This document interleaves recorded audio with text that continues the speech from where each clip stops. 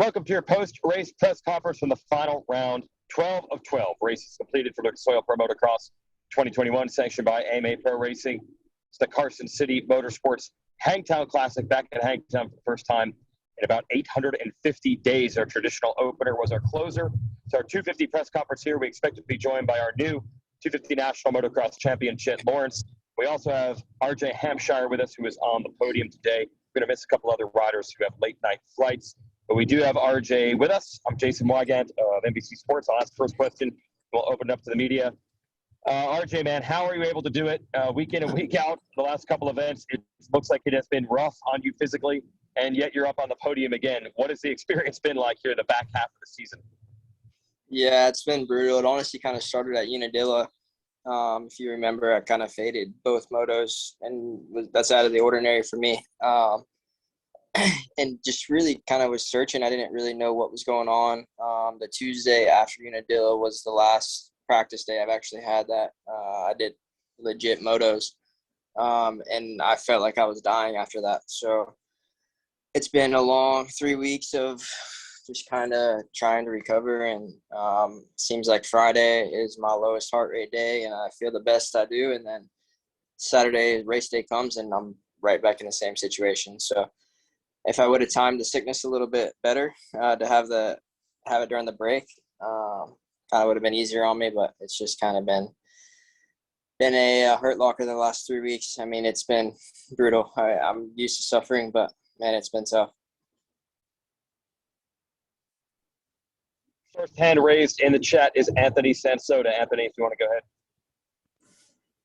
Yeah, thank you, Weege. It's Anthony Sansoda here at MotoOnline.com. RJ, I saw you after that last moto, man. You looked like you were really struggling. What is it when you're on the track that you're dealing with, and what are you fighting against? Yeah, if you thought that was bad, you should have seen the last 2 weekends. That wasn't nothing compared to Indy second moto and then Paulo last weekend. So man, I'll just be honest, I thought for sure I had COVID. I went, got tested 3 times, and they all came back negative. It was rough for, I'd say, 2 weeks where I had no energy. I was just literally, I'd come home and pass out. I was on all the meds to try to kill it or cure it or whatever, to do. But I was still testing negative. So that's why I was still racing. Didn't really know what was going on. And it just attacked my lungs pretty bad. Like I couldn't breathe. I'm struggling to get like deep breaths, and like I would go out for practice and I would do 2 laps and I'd come in and I'm like, dude, I'm smoked. Like that's it. So it was literally just adrenaline for the motos. That's how I was able to even finish one moto. It just kind of kept me going. And Paul, I puked in my helmet with like 4 laps to go, and that one was gnarly. Like I've had a lot of, like I said, a lot of suffers, but man, that one was brutal. And then today, I puked last lap, but it's all from lack of oxygen getting in. Like I just don't feel like I can breathe fully. And man, it's been tough. Like I felt like I should have been back to normal, after the first week. But having a race on the weekends, you just keep drilling yourself. And I tested negative again. So, I mean, there's really not much to say. I think the test may have been wrong or something along those lines, but we made it. So that's kind of all that matters. Yeah, props on the good rides, and enjoy the time off and recovery. Thank you.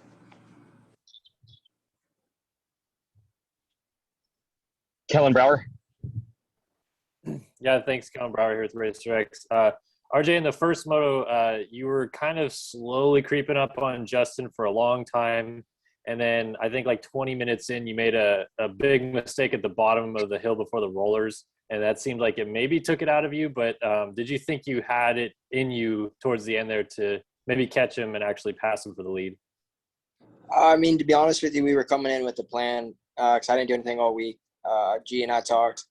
He called me Monday, and he's seen how bad I was last weekend. He was like, dude, look, like, I think if you want to race this weekend, we plan on going out and trying to win one moto and then kind of reevaluate everything. I mean, that second moto, I didn't even know if I was going to have anything left. So it's kind of where I was at in the mindset where I was going to go as hard as I could for as long as I could. And then, I got to, I think it was right around 20 minutes. Like I made another push and like you said, I made a mistake and I bit my tongue pretty bad at the bottom. And then I was like, man, look, if we're going to try to fight for an overall podium, we need to kind of save myself a little bit. I was definitely hurting, but that was more just kind of save myself for the second moto. And I seen Hunter was coming there at the end, so I kind of had to pick my heart rate back up, which didn't end up too well. All right, thank you. Aaron Hansel. Aaron Hansel here with Racer X. RJ, your team's been kind of decimated by sickness and injuries, and I'm just wondering if that has played a role in your decision to continue to race through your illness. If you had a full squad, do you think you would have raced through it? Man, I'm paid to race. If I can race, I'm gonna be out there. And that's just kind of how I look at it. Like me going out and give all I have for one moto, and if I can land on the box, that's getting more from my sponsors than me not showing up on the weekends or me rolling around in 8th place. So yeah, I don't regret it. I would do the same if we had a full lineup. Dude, I presented the team with negative tests, so I'm not just gonna miss a race for being sick. And I kind of Indy was completely by myself all day, even just in case I did have it. But yeah, I'm a racer, so if I can race, I'll be there. Hey, RJ, question from me here. We believe that you probably would have been on the donations team if the team had been announced, but they're not going to race. What is your reaction, first of all, to not being able to go? Because you had said earlier you would have liked to have done it. And then also with the sickness, did that complicate things a little bit? Yeah. They had the 3 guys picked, and we had a big meeting about it right before Paula. And I'm born and raised American, and I would love to represent my country. So when I got the call, I was 100%. I was in. Yes, let's do it.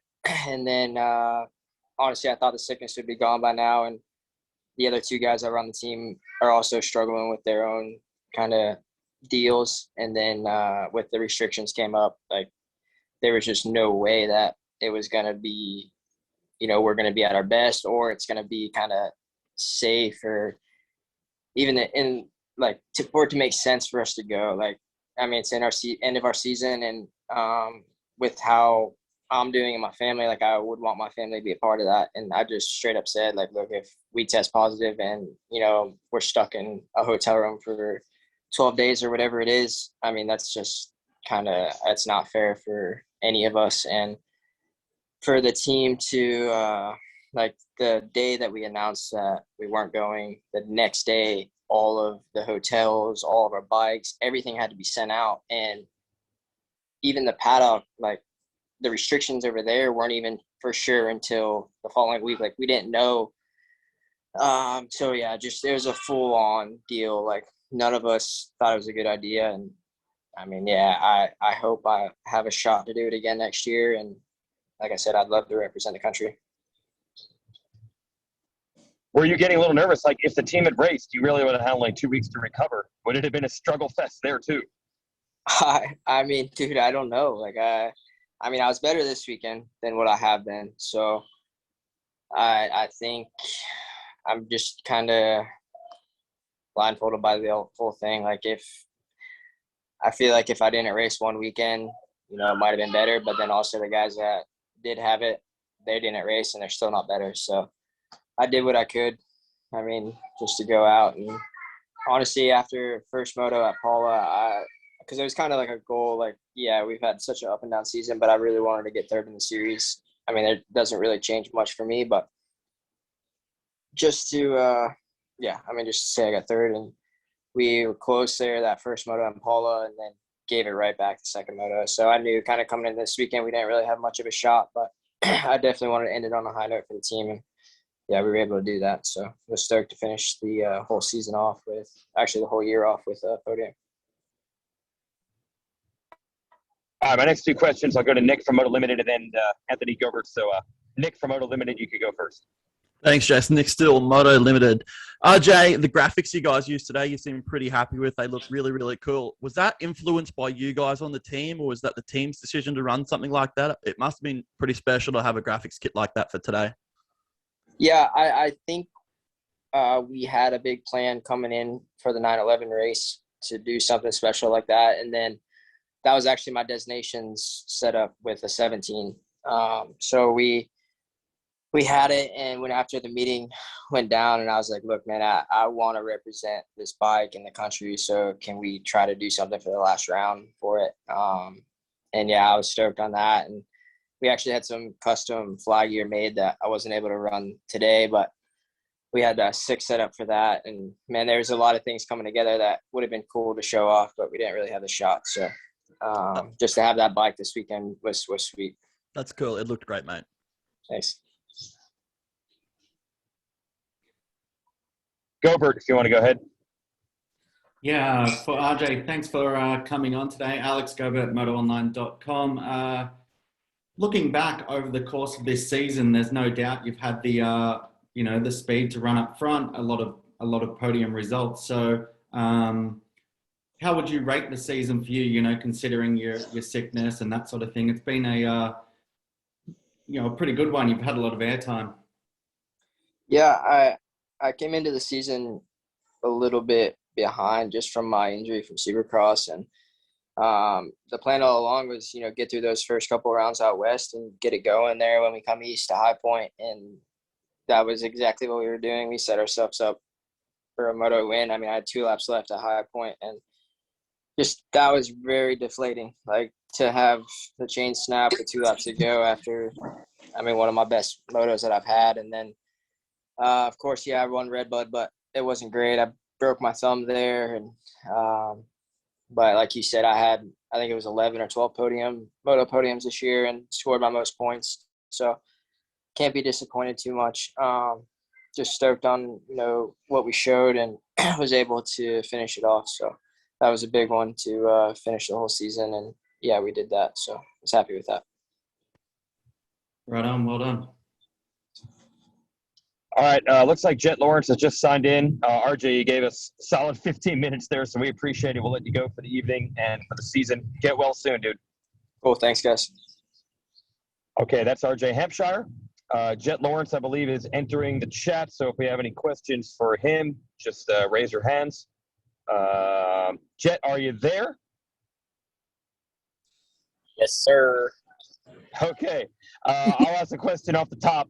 What didn't happen today? Was it nerves, or was it just bad circumstances and things going wrong? What was the problem? Because it obviously didn't go as smoothly, I'm sure, as you were hoping it would go. I tell you what didn't happen. I didn't ride good at all. I sucked today. Okay.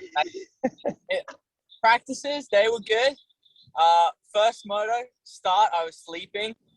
Riding way too fast for the track and rushing stuff, and just was being stupid, really. So, but thankfully got a bit of a blessing of coming up to 8th, and then obviously finishing 3rd in the second moto, which thankfully wrapped it up, because it was not looking pretty after that first one. All right, thank you. We'll go to Alex Gobert first.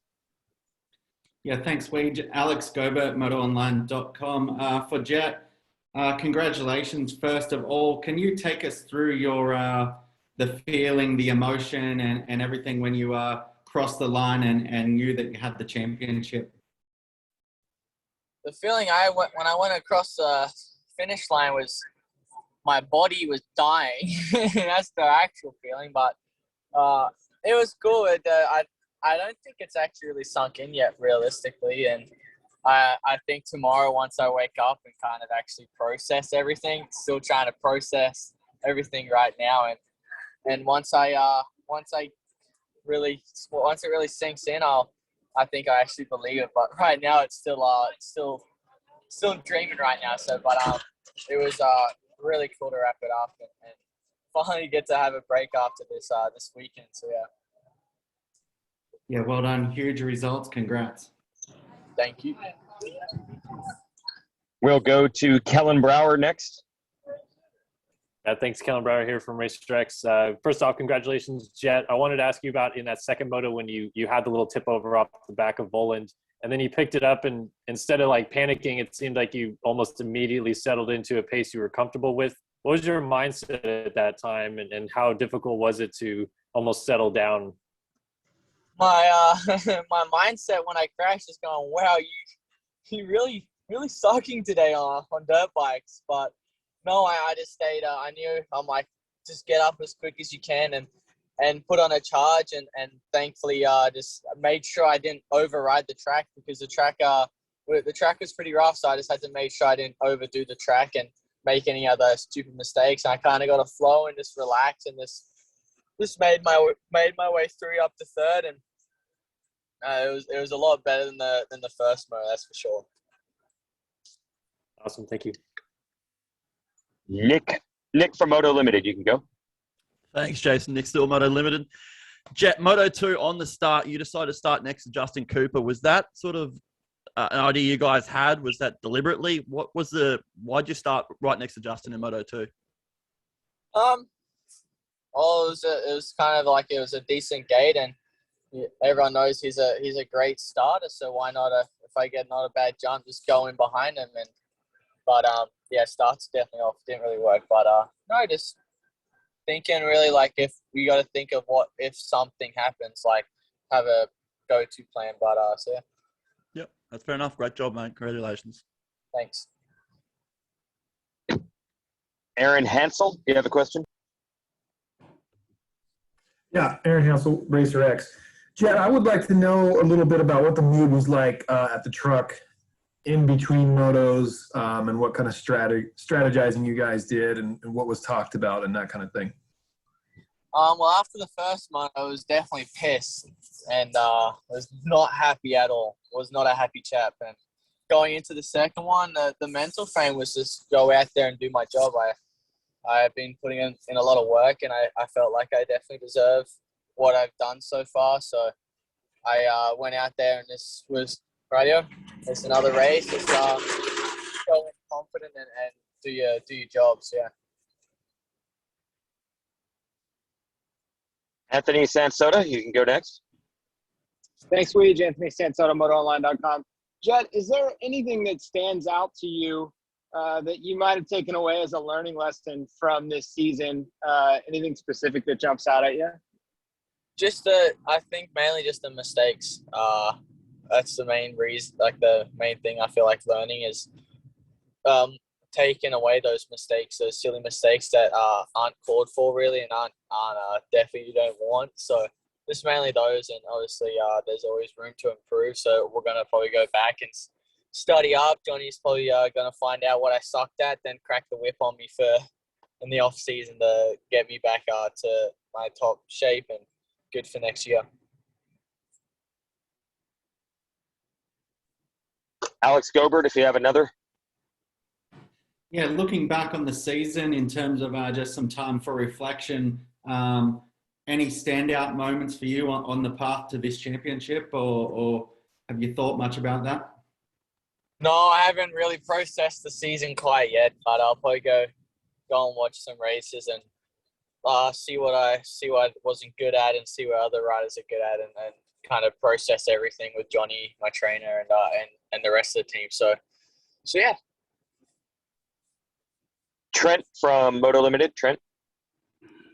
Yeah, thanks, Weege. Trent, Moto Limited show. Jet, congratulations, kid from Sunshine Coast in Queensland, where we're all based. Dude, big money for winning a championship, bud. What are you spending it on? What are you going to splash out on? Well, I think luckily I have a really good group around me. I'm probably going to buy a house because I really need to get a house. Or if not, the price in the stock market right now is stupidly high, like $100,000 over actual pricing. So who knows? We might go and invest in a car wash, or invest in something else that will eventually give money back to me. But so far, probably just investing with all the bonuses. Awesome job, man. Congratulations. Thank you. Hey, Jed, I want to talk about those Australia routes. I was going deep into your archives on Instagram from 6-7 years ago, and I even saw pictures of you, I think, when you were first leaving Australia. I know a lot of that was led by your brother, who was a couple years older than you. But I mean, when you left to go to Europe, did you think, yeah, eventually, I'll be a champion at the highest level? Did you even have a clue that that would be in the cards, or are you just going to do whatever your family said you should do?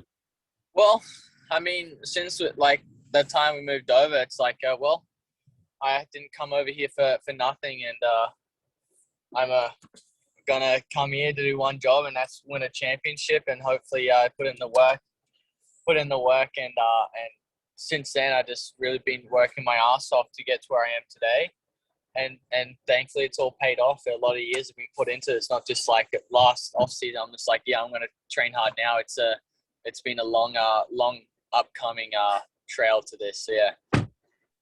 And what kind of sacrifice is that? You have to have a lot of mates. I'm assuming that you've had to, unfortunately, not get to see anymore because you had to leave your home behind.